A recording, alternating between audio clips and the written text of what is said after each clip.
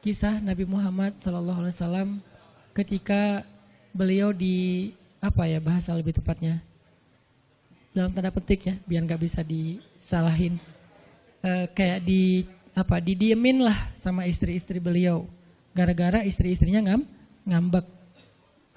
Di dalam surat At-Tahrim, surat 66, coba kita buka, surat 66.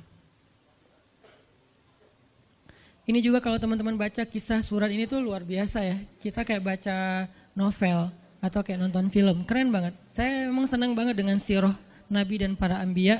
Dan terutama kalau sirah ini berbentuk storytelling, bukan data sejarah ya. Karena membaca data sejarah itu emang agak-agak liar sih. Tapi kalau storytelling kan kita adegan ya. Wah seru ya. Itu lebih keren daripada Disney, Marvel, Endgame, satu apalah. Lebih seru baca sirah kalau kita paham. Surat 66 ayat 4. Ayat 5. Ayat 5. Itu tuh ceritanya, saya langsung ke ceritanya aja. Ceritanya kan waktu itu Nabi itu punya kebiasaan. Kalau habis asar sampai maghrib, Nabi ngapain pertanyaannya? Apa sih yang dilakuin Nabi antara asar dengan maghrib? Ternyata kebiasaan Nabi di hari Jumat di hari-hari biasa antara asar dengan maghrib itu adalah keliling ke rumah-rumah istrinya. Antara asar dengan maghrib itu waktu family time lah, keliling antara rumah-rumah istrinya. Kalau nggak habis dalam satu hari, besok dilanjutin. Nah hari itu Nabi datang ke rumah Maria yang dari Mesir itu, istri beliau yang dari Mesir, Maria Kiptiyah. Dan lama di rumah Maria, nggak pindah-pindah gitu. Sementara Hafsah sama Aisyah udah nungguin Nabi di rumahnya Aisyah berdua. Karena emang Hafsah sama Aisyah ini kan ngegeng banget ya berdua ya. Kayak soulmate banget lah, walaupun sama-sama istri Nabi, tapi mereka kayak fair, berdua tuh nggak ada masalah. Kalau yang dengan yang lain mereka cemburu. Nungguin di rumah Aisyah. Hafsah, Nabi di rumah siapa sih sekarang? Kata Hafsah, di rumah Maria. Kok lama banget sih di rumah Maria, dikasih makan apa sih? Gak tahu tuh, dari tadi kita tungguin gak datang-datang. Kan sesama cewek nih ngobrol. Lama gak datang-datang, menjelang maghrib Nabi baru datang. Aisyah udah agak bete nih, lama banget sih giliran di Maria aja datang lama, di rumah saya lama gak datang-datang. Begitu Nabi datang, tuh Nabi datang. Diam aja Aisyah sama Hafsah. Assalamualaikum. Waalaikumsalam. Kayak ngambek gitu kan. Kata Nabi, Aisyah kenapa?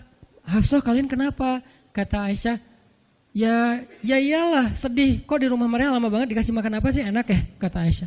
Enggak makan apa-apa, cuma minum madu. Oh kata Hafsah, pantesan kok bau mulutnya gak enak. Pasti madunya gak benar tuh di sana tuh. Iya gak benar, jangan minum madu lagi kata Aisyah. Kata Nabi, ya udah mulai sekarang saya gak akan minum madu lagi.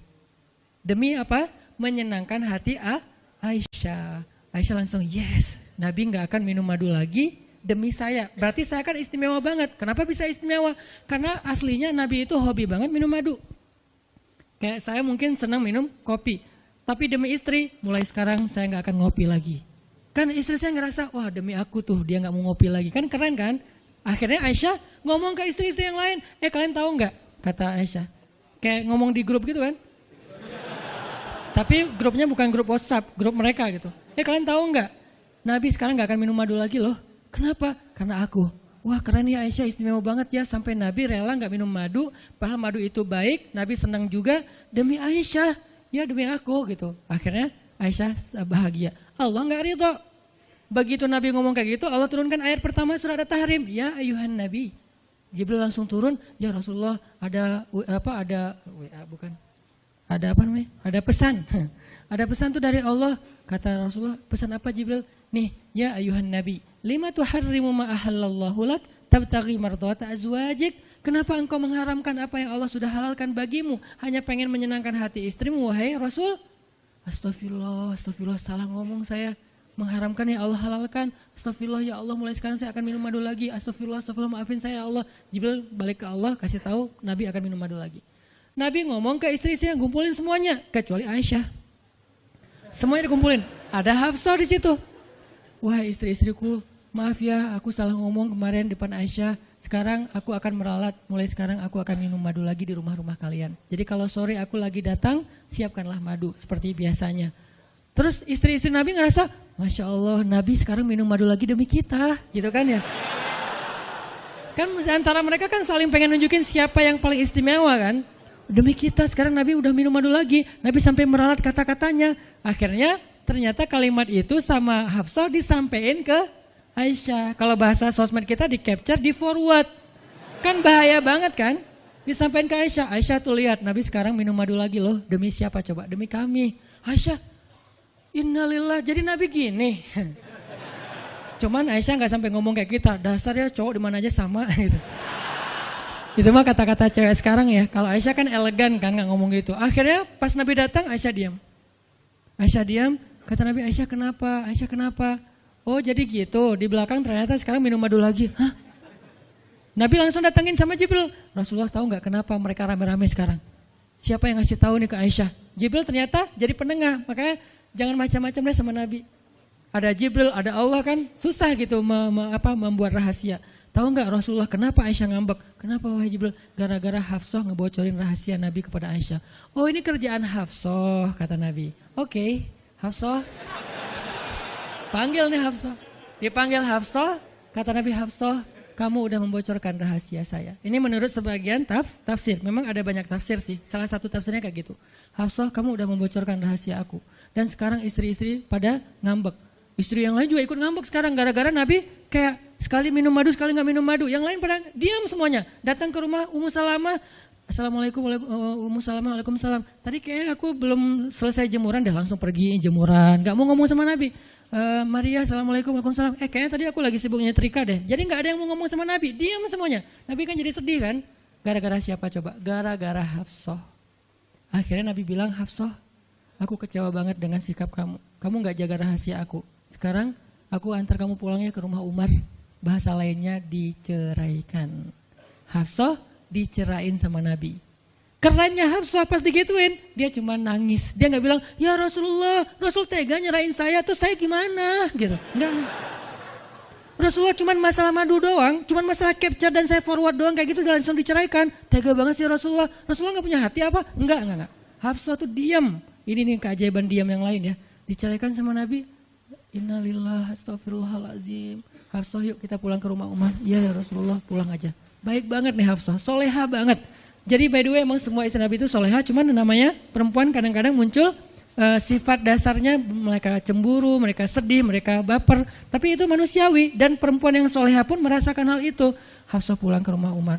Assalamualaikum, waalaikumsalam, dibuka sama Umar. Ya Rasulullah, Hafsah langsung masuk ke kamarnya. Ya Rasulullah, anak saya bikin salah apa? Pasti dia nyakitin Rasulullah ya. Maaf ya Rasulullah. Langsung Umar marah-marah. Hafsah, kamu ngapain sama Rasulullah? Hafsah diam aja. Dimarahin habis-habisan sama Umar. Umar tahu sendiri, sayang banget kan sama Nabi. Ketika ada masalah antara Nabi dengan anaknya, pasti yang dimarahin anaknya, bukan Nabi. Nabi pulang, Hafsah diomelin sama Umar. Diam aja, gak ngomong apa-apa. Diam. Akhirnya Jibril turun. Ya Rasulullah, ada pesan dari Allah. Apa wahai Jibril? Di surat At-Tolak, surat putus. Kan At-Tolak itu artinya diputusin. Bahasa ini pesantrennya dicerai. Turun surat At-Tolak. Kata Jibril, Allah nyuruh kamu raji'ha ya Rasulullah. Raji'ha innaha qawwamah sawwamah fa innaha min azwajika fil jannah. Wahai Rasulullah, rujuk Hafsah. Disuruh rujuk. Allah enggak redha Rasul menceraikan Hafsah. Tahu nggak kenapa Allah begitu membela Hafsah ketika Hafsah ada masalah dengan Rasul? Salah satunya karena Hafsah diam. Harusnya Allah ngebela Rasul, Umar aja ngebela Rasul, sahabat-sahabat ngebela Rasul karena Rasulullah selalu benar. Tapi Allah ngebela Hafsah, kenapa? Karena Hafsah diam, sebegitu ajaibnya diam. Sampai ketika ada seorang perempuan bermasalah dengan kekasih Allah, Allah malah membela perempuan ini, bukan kekasihnya. Raji'ha ya Muhammad, rujuk Hafsah, dia itu istrimu di dunia dan di surga. Akhirnya Rasulullah, jadi saya rujuk wahai Umar, ya Hafsah masih nangis di kamarnya. Balik lagi Rasulullah naik onta ke rumah Hafsah, assalamualaikum, waalaikumsalam. Ya Rasulullah, udah saya marahin tuh. Hafsah kata Umar, udah gak apa-apa Rasulullah, udah gak usah bersedih, udah saya marahin habis-habisan dia tuh. Kata Rasulullah, Umar, aku pengen ngomong sama Hafsah. Ya Rasulullah jangan, biar saya aja ngomong, dia emang gak bisa ketemu sama Rasul. Ya Umar, aku pengen ketemu sama istriku. Hah, istrimu? Hafsah, itu Rasulullah. Keluar lagi Hafsah, soleha banget, lembut banget, keluar. Ada apa ya Rasul? Hafsah tuh gak marah-marah. Ada apa ya Rasul? Hafsah, aku pengen ngomong sama kamu. Umar diam bingung. Kata Rasulullah, Hafsah, aku ingin ajak kamu balikan. Romantis gak sih? Rasul pengen ngajak Hafsah balikan. Kok balikan sih Ustaz? Ya rujuk kan balikan. Rujuk artinya kembali ya balikan. Hafsah balikan yuk. Umar bingung, hah balikan? Hafsah, Allah yang nyuruh aku untuk merujuk kamu. Umar makin bingung, Hafsah kamu keren banget. Sampai Allah belain kamu gitu. Kata Nabi, Hafsah, Allah turunkan ayat khusus tentang kamu di surat ini. Umar makin bingung, sampai turun ayat, Masya Allah, anakku ini subhanallah, Masya Allah gitu kan ya. Akhirnya, ya Rasulullah, Allah sampai menurunkan ayat tentang masalah ini. Alhamdulillah, Hafsah sujud syukur, Hafsah nangis, Hafsah langsung meluk Rasul. Umar, aduh gimana nih? Udah beres gitu, Hafsah dibawa pulang sama Rasul. Boncengan berdua, Hafsah boncengan sama Rasul. Naiklah mereka, mobil mereka yang bermerek onta itu. Gimana cara pulangnya? Di depan rumah Umar, Rasulullah langsung berlutut, langsung ngasih tangan buat Hafsah. Hafsah megang tangan Nabi, injak lutut Nabi, naik ke atas onta. Itu tuh romantis banget. Lalu Rasulullah bonceng Hafsah. Tadi kan cerita Hafsah dicerai sama Nabi itu kan heboh di grupnya istri-istri Nabi kan. Hafsah dicerai loh. Jangan-jangan kita juga dicerai. Soalnya Nabi udah gak mau ngomong sama kita. Astagfirullah. Jadi grup Nabi, istri-istri Nabi itu pada khawatir kalau mereka juga sama nasibnya dengan Hafsah. Pada bingung. Tapi tiba-tiba mereka ngelihat Hafsah pulang ke rumahnya dibonceng Nabi. Itu tuh langsung trending loh. Istri-istri Nabi, tahu gak tuh Hafsah dirujuk sama Nabi sampai turun ayat di surat At-Talaq. Oh gitu. Wah Hafsah keren banget ya. Wah istri-istri Nabi pada cemburu pada Hafsah. Diturunkan Hafsah, yang lain pada ngintip Hafsah. Sampai masuk ke rumahnya. Nabi beres di rumah Hafsah, keluar masuk ke masjid. Dia aja di masjid. Istri yang lain Nabi gak mau ngomong. Aisyah, Ummu Salamah, Saudah, Maria, Sofia, siapa lagi? Yang Zainab bintu Jahsy. Semuanya Nabi diamin, gak mau diajak ngomong. Datang satu-satu, ya Rasulullah mau dibuatin minum apa? Astagfirullah, subhanallah. Datang lagi Aisyah, Rasulullah capek, subhanallah. Diam semuanya, gak ada yang mau diajak ngomong sama Nabi. Udah mereka akhirnya pada pulang, bingung. Nasib kita gimana ya? Tanya ke Hafsah yuk. Sekarang Hafsah jadi kayak selebritinya. Hafsah, pada datang ke rumah Hafsah. Hafsah bantuin kita dong. Sampai Aisyah aja yang tadinya kayak bisa dibilang kayak pemimpin istri-istri Nabi kan. Aisyah paling cerdas, paling disayang sama Nabi. Sekarang Aisyah diam-diam ngomong, Hafsah bantuin dong, kita nih lagi digantung sama Nabi. Kata Hafsah sekarang kan kayak lagi di atas angin gitu. Kalian sih nyakitin Rasul, cie. Hafsah tuh kayak wah lagi masa-masanya Hafsah gitu kan. Hafsah gimana dong? Ya udah ngomong aja langsung sendiri. Rasulullah nggak mau ngomong sama kita. Ya udah coba minta tolong ke ayah kamu Aisyah, kan ayah kamu dekat sama Rasulullah. Akhirnya ngundang Abu Bakar. Ya Abu Bakar, baca deh tafsir dari ayat-ayat ini. Abu Bakar datang, ayah tolongin kami dong. Kenapa? Kami itu dianggurin sama Nabi, didiamin, digantung udah seminggu lebih. Jangan-jangan kami juga dicerai kayak Hafsah. Kalau Hafsah dicerai tapi udah dirujuk, kami gimana nasibnya? Akhirnya ya udah biar aku yang ngomong sama Rasul. Datanglah Abu Bakar ke masjid. Rasul lagi zikir. Ya Rasulullah, itu istri-istrimu ngutus saya. Subhanallah. Ya Rasulullah, Masya Allah. Ya Rasulullah, la ilaha illallah. Abu Bakar aja Rasul gak mau ngomong sama dia. Padahal Abu Bakar itu udah paling akrab sama Nabi. Abu Bakar diam, gak bisa diajak ngomong nih. Abu Bakar balik lagi ke rumah istri-istri Nabi. Kata istri-istri Nabi, gimana Abu Bakar? Astagfirullah, innalillah, gimana kalau Abu Bakar aja gak bisa, gimana yang lain? Terus akhirnya datang lagi ke Hafsah. Hafsah bantuin dong, kita udah gak jelas nasibnya nih. Kata Hafsah, ya udah aku minta tolong ayahku ya. Hafsah masih kayak gak mau langsung ke dia gitu. Ya udah aku minta tolong ayahku ya, panggillah Umar. Ayah bantuin mereka dong, nasib mereka sekarang lagi terkatung-katung gitu. Umar marah, kalian sih. Nah, tadi kan yang diomelin Hafsah kan, sekarang diomelin semua istri Nabi diomelin sama Umar. Dan salah satu kalimat omelannya Umar, itu tuh kerennya Umar sampai di-repost sama Allah. Coba, ada gak manusia yang kata-katanya di-repost Allah? Gak ada, cuman Umar. 2 kali kata-kata Umar di-repost oleh Allah. Arti di-repost apa? Ditayang ulang di Al-Quran. Kan repost itu berarti tayang ulang kan? Di-capture, langsung di-copy, paste, langsung ditayangin. Itu tuh kata-kata cuman Umar yang pernah digituin sama Allah. Kata-kata Umar apa? Ayat ke-5. Kata Umar, kalau kalian nggak minta maaf sama Nabi, Allah bisa aja mentalak kalian, menceraikan kalian dari Nabi, lalu menggantikan untuk Nabi istri yang lebih solehah, lebih hafizah, lebih bertaubat, lebih baik, lebih cantik, lebih perawan daripada kalian. Itu tuh kata Umar yang ada di ayat kelima. Jadi bisa dibilang ayat kelima adalah ayat reposnya kata-kata Umar. Saking kerennya Umar. Sampai Nabi pernah bilang kalau ada Nabi setelah aku, Umar lah orangnya. Cuman gak ada Nabi setelah aku. Jadi kalau ada orang yang benci sama Umar, saya heran. Dia baca sirah apa? Karena Umar tuh keren banget. Abu Bakar tuh keren banget. Kalau kita baca sirah mereka dahsyat tuh.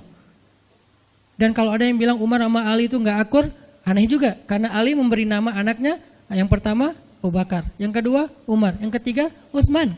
Ketika ditanya sama Umar, ya Abul Hasan kamu memberi nama mereka dengan nama-nama kami, kenapa? Kata Ali, aku berharap mereka jadi orang soleh seperti kalian. Terus gimana caranya? Ali ngasih nama Umar sementara dia benci sama Umar, gak mungkin dia benci. Masa ngasih nama orang yang dibenci kan? Dek namanya siapa? Namrud. Kok Namrud sih? Kan ayah saya benci banget sama Namrud. Datang lagi, dek namanya siapa? Iblis. Kok iblis sih gitu kan ya? Gak mungkin lah. Ngasih nama anak pasti karena sayang. Kayak saya ngasih nama Aisyah, Maryam, Mutia, Yahya, Ertugrul. Itu karena emang saya ngefans dan ngidolain banget dengan nama-nama ini. Yahya, Ayyash, tiga tokoh di situ. Nabi Yahya, Ayyash sahabat Nabi, dan Yahya Ayyash mujahid Palestina. Jadi 3 tokoh sekaligus. Nabi Yahya saya ngidolain banget supaya Yahya jadi anak kecil yang seperti Nabi Yahya menghafal Quran. Kedua, Ayyash itu sahabat Nabi Muhammad. Kemudian yang ketiga, Yahya Ayyash sekaligus itu nama mujahid Palestina yang paling pintar ngerakit banyak senjata-senjata untuk ngelawan Israel. Dan dia dibunuh sama Israel, saking Israel benci sama Yahya Ayyash. Untuk membunuh Yahya Ayyash mereka ngebom 1 blok untuk membunuh Yahya Ayyash, dan mudah-mudahan dia syahid dalam dalam kejadian itu. Artinya saya ngefans gitu. Ali juga kayak gitu. Balik lagi ke cerita tadi, akhirnya ngundang Umar. Umar datang ke Rasulullah. Ya Rasul, saya diutus istri-istrimu. Subhanallah, subhanallah. Ya Rasul, bicara dong, kasihan mereka kayak digantung. Ya Rasul, apakah engkau menceraikan mereka semua? Baru Rasulullah ngeliat ke arah Umar. Rasulullah tersenyum. Rasulullah bilang, enggak wahai Umar. Allahu Akbar, kata Umar. Dia langsung takbir. Allahu Akbar. Istri-istri Nabi dengar suara takbirnya Umar, itu pertanda, kode. Berarti berita gembira. Istri-istri Nabi juga Allahu Akbar, Allahu Akbar. Rame gitu kan. Umar masuk ke rumah istri Nabi. Wah Umar, Busyra ya Umar, Busyra berita gembira. Wahai Umar, ya berita gembira, kalian tidak diceraikan oleh Nabi. Tapi jangan macam-macam lagi ya. Ya Umar, ya. Akhirnya sujud syukur semuanya. Beres sujud syukur, mereka bilang, kita masak-masak yuk untuk Rasul, yuk syukuran. Di rumah siapa? Ya di rumah Hafsah lah. Akhirnya mereka masak-masak di rumah Hafsah. Pas sudah beres masak-masak, mereka ngundang Nabi untuk pulang. Tapi yang berani ngomong sama Nabi cuman Hafsah, kita udah beres masak nih, minta dong Nabi pulang ke rumah. Ya udah tenang, biar aku yang minta. Hafsah datang, ya Rasulullah, kami masak-masak loh untuk Rasul, yuk pulang yuk. Ya Hafsah, udah beres Nabi zikir, sujud, beliau balik sama Hafsah. Sampai ke rumah Nabi, tenang, udah selesai lah urusannya. Apa yang terjadi setelah itu Ustadz? Udah gak ada riwayatnya, jadi gak bisa diriwayatin. Pokoknya beres itu mereka pun hidup bahagia selamanya. Apa pelajarannya di sini? 2 orang di sini dapat keajaiban lewat diam. 1 Hafsah, Allah suruh rujuk gara-gara dia diam. Kedua Nabi, diam aja sambil zikir, sampai akhirnya Allah beri pelajaran yang berharga. Istri-istri yang tadinya ngambek, serentak semuanya insaf bahasa kita. Sadar dan mereka minta maaf kepada Rasulullah. Jadi kalau istri lagi ngambek, lagi ngomel, diam. Isilah diam kita dengan zikir. Tapi zikirnya bukan auzubillah minasyaitonirrajim, auzubillah. Jangan, dia bukan setan. Dia hanya lagi ngambek. Subhanallah, masya Allah, alhamdulillah. Yang paling efek itu la haula wala quwata illa billah. Itu ngefek banget. Mudah-mudahan ini bisa menjadi penyemangat, motivasi untuk kita semuanya. Betapa kata as-samt, as-sukut, diam aja dalam Islam itu adalah kebaikan yang luar biasa dahsyat. Mudah-mudahan itu bisa jadi behavior, perilaku kita sehari-hari, perilaku kita di sosial media, perilaku kita di jalan, di rumah, dimanapun. Sehingga orang yang sudah hijrah, udah ngaji, mukmin, harusnya bisa menjadikan diam sebagai bentuk pembelaan diri kalau dia ada masalah. Barakallahu fiikum, subhanakallahumma wa bihamdika, Asyhadu an la ilaha illa anta astaghfiruka wa atubu ilaik. Assalamualaikum warahmatullahi